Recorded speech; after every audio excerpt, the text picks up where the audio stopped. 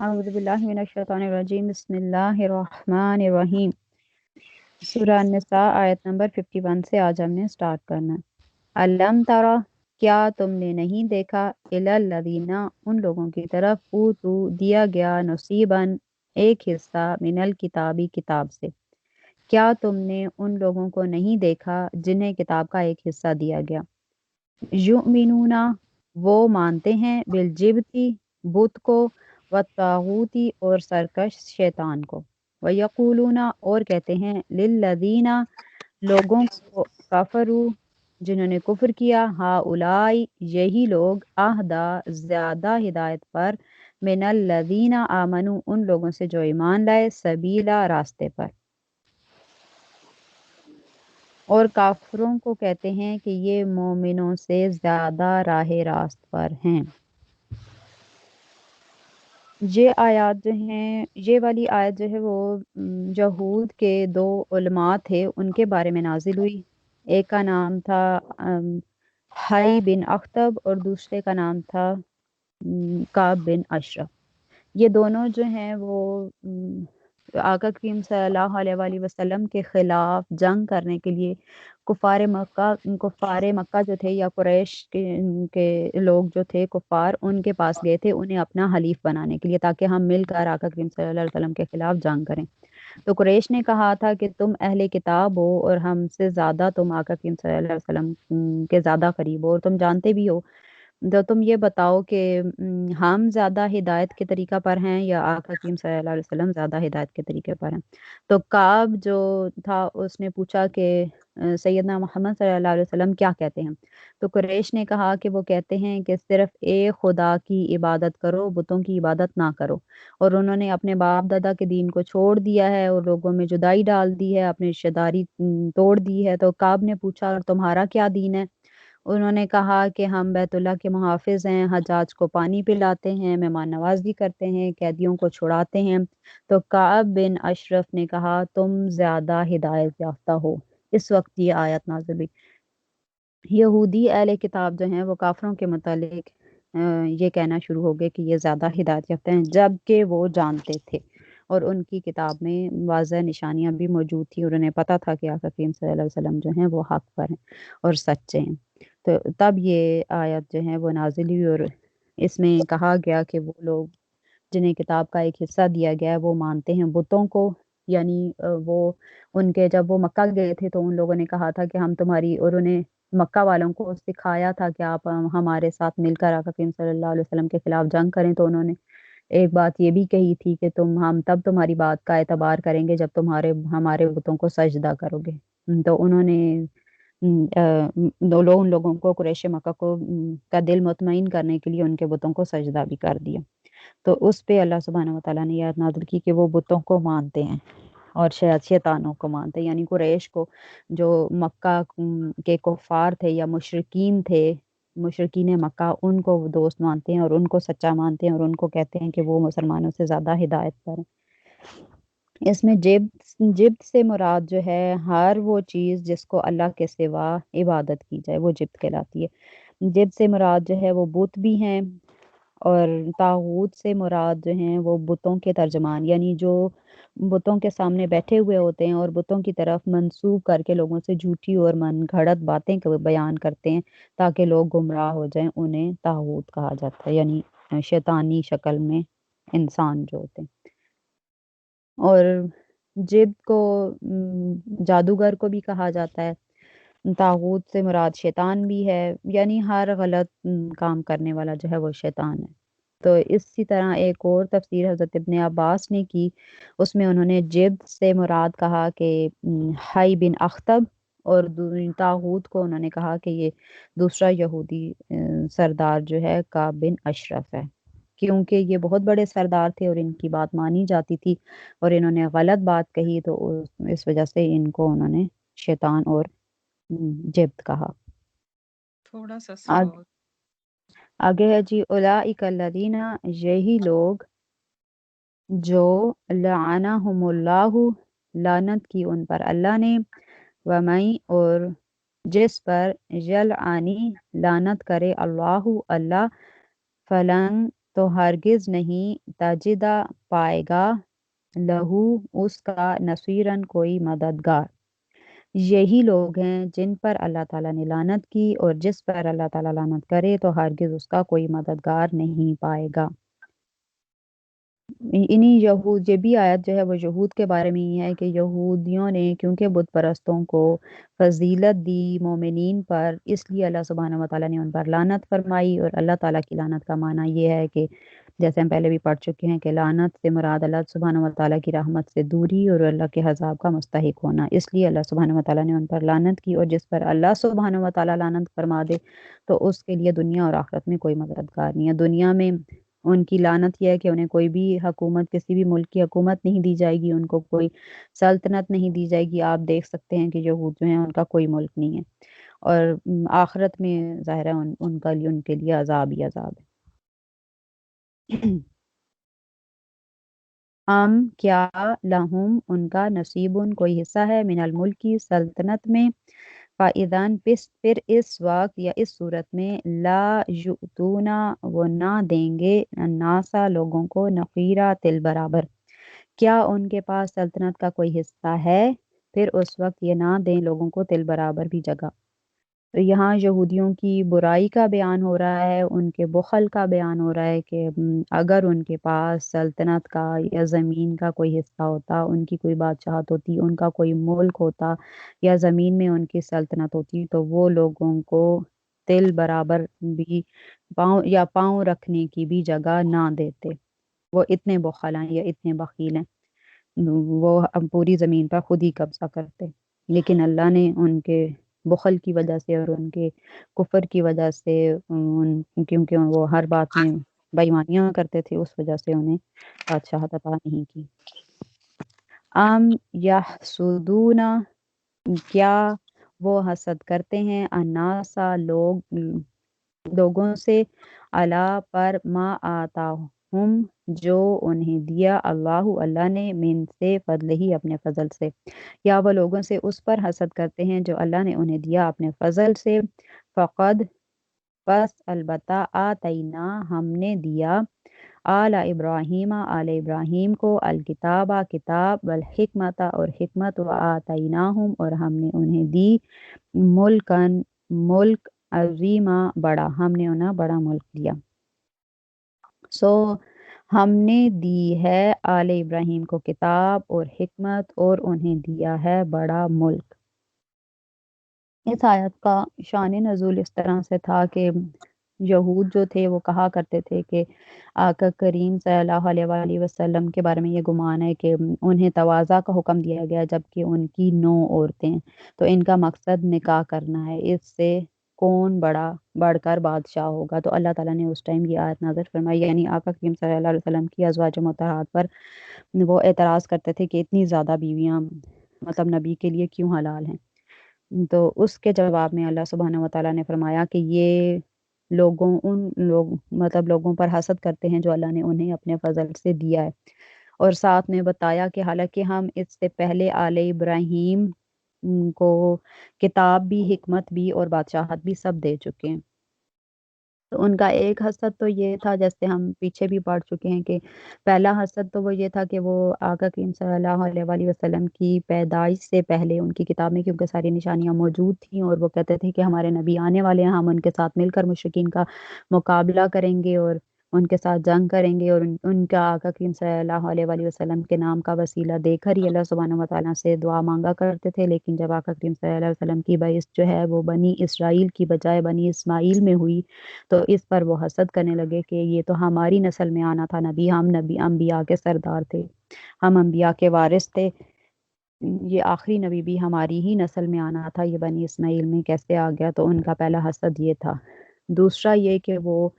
یہ کہا کرتے تھے کہ آقا کریم صلی اللہ علیہ وآلہ وسلم اس قدر تواضع کا دعویٰ کرتے ہیں تو ان کے نکاح میں اتنی بیویاں کیوں ہیں؟ تو اس پر اللہ سبحانہ وتعالیٰ نے انہیں کہا کہ تم حسد نہ کرو، حالانکہ تمہارے پاس جو ہے، کیونکہ آل ابراہیم جو تھی وہ بنی اسرائیل ہی ہیں، حضرت یعقوب علیہ السلام کی جو اولاد تھی آگے ان کو بنی اسرائیل کہا گیا، تو ان میں اللہ سبحانہ و تعالیٰ فرما رہے کہ میں کتاب بھی دے چکا ہوں، جیسے آقا کریم صلی اللہ علیہ وسلم کو کتاب دی گئی، پھر اس کے ان میں حکمت بھی رہ چکی ہے، جیسے آقا کریم صلی اللہ علیہ وسلم کو حکمت دی، اور اسی طرح انہیں جو ہے وہ بادشاہت بھی دی گئی، بڑا ملک عظیم بھی دیا گیا۔ اس کی ملک عظیم سے مراد دو چیزیں لی گئی ہیں۔ ایک تو یہ کہ بادشاہت، جیسے آل ابراہیم میں بادشاہت بھی رہ چکی ہے، حضرت یوسف علیہ السلام، سیدنا داؤد علیہ السلام اور سیدنا سلیمان علیہ السلام، ان کو اللہ سبحانہ و تعالیٰ نے بادشاہت دی تھی زمین میں۔ اور دوسری اس کی تفسیر جو ہے ملکن عظیمہ سے مفسرین نے یہ بھی کی کہ زیادہ بیویوں کا نکاح، زیادہ عورتوں کے ساتھ نکاح کرنے کی اجازت ملنا اللہ سبحانہ و تعالیٰ کی طرف سے۔ تو حضرت داؤد علیہ السلام جو تھے ان کی 99 بیویاں تھیں، حضرت سلیمان علیہ السلام جو تھے ان کی 100 بیویاں تھیں۔ تو پھر آقا کریم صلی اللہ علیہ وآلہ وسلم کو تو صرف تھوڑی، مطلب ان سے، ان دونوں انبیاء سے کم بیویاں کی اجازت دی گئی، تو پھر ان کی بیویوں پر اعتراض کرنے کا جواز بنتا ہی نہیں۔ حضرت سلیمان کے بارے میں آتا ہے کہ ایک جگہ پہ 100 بیویوں کا ذکر ہے، کچھ جگہوں پر 300 بیویاں بھی ہیں اور 700 باندیوں کا بھی ذکر ہے۔ مطلب ان دونوں حضرت ابراہیم کی اولاد میں پہلے ہم یہ سارا کچھ دے چکے ہیں، اس کے بعد اب اس آل ابراہیم میں یہ سارا کچھ دینے کے بعد اب آقا کریم صلی اللہ علیہ وسلم کو اگر یہ ساری نعمتیں عطا کی گئی ہیں تو اب وہ حسد کیوں کر رہے ہیں؟ ان کا حسد کرنا بنتا ہی نہیں۔ فَمِنْهُمْ، پھر ان میں سے، من آمنا، کوئی ایمان لایا، بہی اس پر، ومنہم، اور ان میں سے، من کوئی، صدا رکا رہا، عنہ اس سے، وکفا اور کافی ہے، بجہنم جہنم، سعیرا بھڑکتی ہوئی۔ پھر ان میں سے کوئی اس پر ایمان لایا اور ان میں سے کوئی رکا رہا، اور جہنم کافی ہے، بھڑکتی ہوئی آگ۔ یعنی حضرت ابراہیم علیہ السلام اور ان کی اولاد میں جتنے بھی انبیاء آئے، ان پر کچھ لوگ جو ہیں وہ ایمان لاتے رہے، ہمیشہ 2 گروپ رہے، کچھ لوگ ایمان والے ہوئے اور کچھ لوگ انبیاء کا انکار کرتے رہے۔ تو جو انبیاء پر ایمان لاتے رہے ان کے لیے تو ظاہر جنت ہے، اور جو انبیاء کا انکار کرتے رہے وہ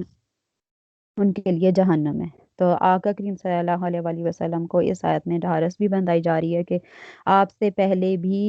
یہ لوگ، حضرت ابراہیم علیہ السلام اور ان کی آل میں جتنے بھی انبیاء اور رسول مبعوث ہوئے ہیں، ان پر بھی سارے لوگ ایمان نہیں لائے، بعض ایمان لائے ہیں اور بعض ایمان نہیں لائے۔ تو جب بعض کا ایمان نہ لانا حضرت ابراہیم علیہ السلام کی نبوت اور ان کی نسل میں سے دوسرے انبیاء کی نبوت کے لیے موجب نقصان نہیں ہوا، تو اگر کچھ لوگ آپ کی نبوت، آپ صلی اللہ علیہ وسلم کی نبوت پر ایمان نہیں لاتے، تو اس سے آپ کی نبوت اور رسالت کو بھی کوئی فرق نہیں پڑے گا۔ تو جو ایمان نہیں لائے گا وہ اپنا ہی نقصان کرے گا، اس کے لیے جہنم ہی کافی ہے۔ آگے ہے، ان الذین، بے شک وہ لوگ، کفروا، کفر کیا، جنہوں نے بھی آیاتنا، ہماری آیتوں کا، سوف، ان قریب، نسلیہم، ہم انہیں ڈالیں گے، نارا، آگ میں، کلما، جس وقت، نضجت، پک جائیں گی، جلودہم، ان کی کھالیں، بدلناہم، ہم بدل دیں گے انہیں، جلودن، کھالیں یا جلدیں، غیرہا، اس کے علاوہ، لیذوقوا، تاکہ وہ چکھیں، العذاب، عذاب۔ استغفر۔ ان اللہ، بے شک اللہ، کانا ہے، عزیزاً، غالب، حکیمہ، حکمت والا۔ جن لوگوں نے ہماری آیتوں کا کفر کیا، بے شک انہیں ہم عنقریب آگ میں ڈال دیں گے، جس وقت ان کی کھالیں پک کر یا گل جائیں گی، ہم اس کے علاوہ کھالیں بدل دیں گے تاکہ وہ عذاب چکھیں، بے شک اللہ غالب، حکمت والا ہے۔ اب پہلے تو بتایا گیا کہ ان کے لیے جہنم ہی کافی ہے جو ایمان نہیں لائیں گے، جو انبیاء پر ایمان نہیں لا رہے۔ پھر یہ کہ جو اللہ کی آیات کا انکار کر رہے ہیں، جو کفر کر رہے ہیں، ہم انہیں عن قریب آگ میں ڈال دیں گے، جہنم میں جب ڈالا جائے گا اور وہ جہنم ان کی کھالوں کو جلا دے گی، ان کی جلدوں کو جلا کر بالکل ہڈیوں سے اتار دے گی، تو پھر کھال کو حکم ہوگا دوبارہ کہ واپس لوٹ آؤ یا پلٹ آؤ، اور پھر بالکل اسی طرح ہو جائے گا جیسے بالکل ابھی نئی کھال آ جائے گی، اسی جیسے مطلب جلنے سے پہلے تھی، اور پھر دوبارہ اس کو اسی طرح کا عذاب دیا جائے گا، اور یہ عذاب ہمیشہ کے لیے رہے گا، یہ ختم نہیں ہوگا۔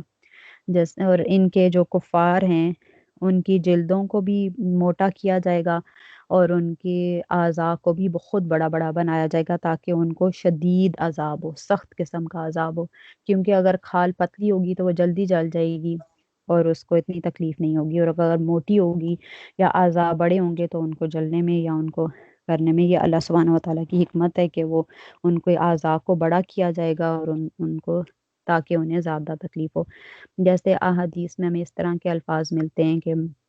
رسول اللہ صلی اللہ علیہ وآلہ وسلم نے فرمایا کہ کافر کی داڑھ احد پہاڑ جتنی ہوگی اور اس کی کھال کی موٹائی 3 دن کی مسافت کے برابر ہوگی، یہ صحیح مسلم کی حدیث ہے۔ پھر ایک اور صحیح مسلم میں ہے کہ رسول اللہ صلی اللہ علیہ وآلہ وسلم نے فرمایا دوزخ میں کافر کے 2 کندھوں کے درمیان اتنا فاصلہ ہوگا جتنا فاصلہ ایک تیز رفتار سوار 3 دن میں طے کرتا ہے۔ تو ان کو یہ اتنی بڑی بڑی جسامت جو ہے وہ اس لیے دی جائے گی تاکہ عذاب شدید ہو اور انہیں سخت قسم کا عذاب ہو، ان کے عذاب میں شدت لانے کے لیے۔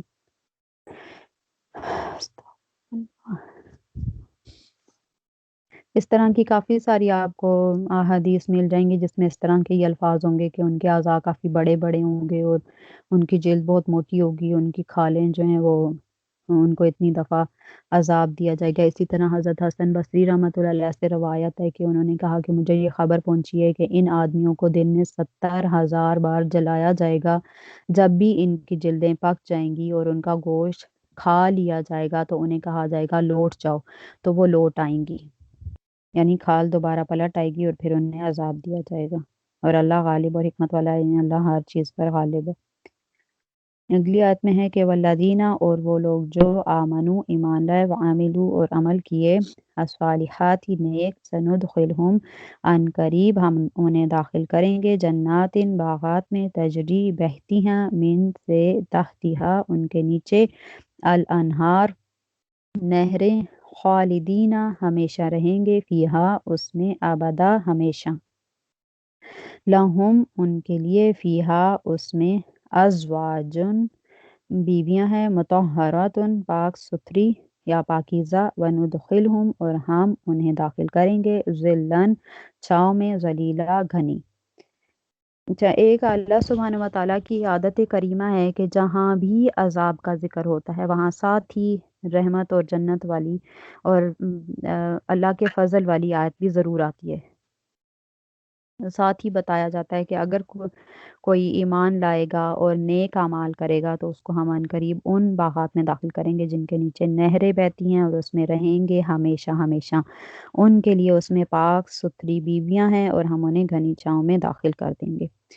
اس میں بھی یہاں بھی بالکل ایسے ہی ہے کہ پہلے ان کے عذاب کا ذکر ہوا کہ جو ایمان نہیں لائیں گے، جو اللہ کی آیات کا انکار کریں گے، اور پھر آگے ساتھ ہی مومنین کا ذکر ہوا کہ جو لوگ ایمان لائیں گے ان کو یہ انعامات دیے جائیں گے،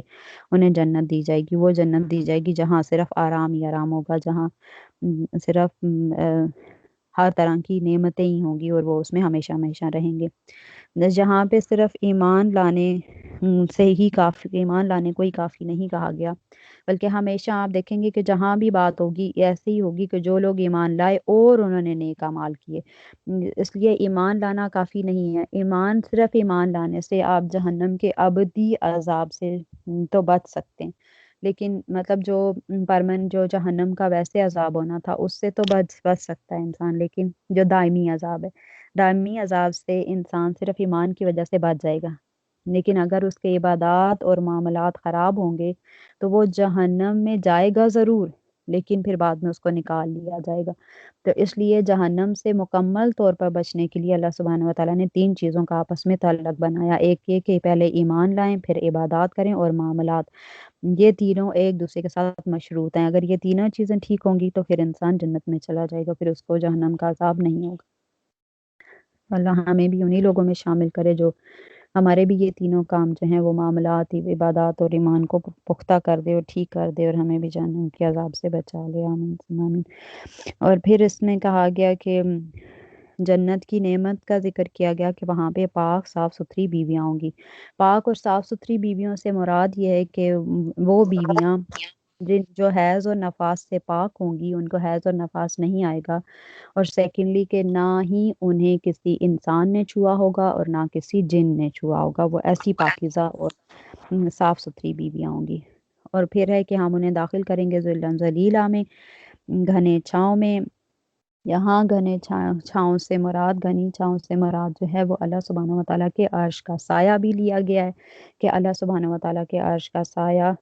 ظاہرہ اس میں لوگ ہمیشہ ہمیشہ رہیں گے۔ اور ایک اور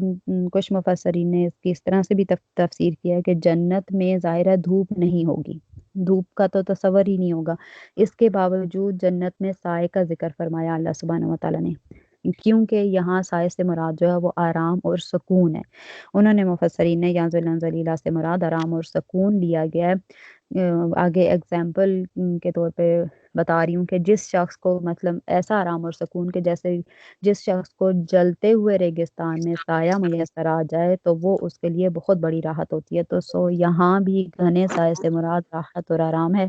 یعنی ایک تو جنت خود ظاہر راحت اور آرام ہے، لیکن اس کے اوپر مزید اللہ سبحانہ و تعالیٰ فرما رہے کہ یہاں پہ سکون اور آرام ہی ہوگا، صرف سکون اور آرام ہوگا اور کچھ بھی نہیں ہوگا، تو سکون پر سکون ہوگا۔ اللہ سبحانہ و تعالیٰ ہمیں بھی ان نیک لوگوں میں شامل کرے جو ایمان بھی لاتے ہیں اور نیک اعمال بھی کرتے ہیں، اور ایسے نیک اعمال کرتے ہیں جو اللہ سبحانہ و تعالیٰ کے ہمیں مقبول ہوتے ہیں۔ آمین ثم آمین۔ یہاں پہ آج کا ٹاپک ہمارا کمپلیٹ ہوا۔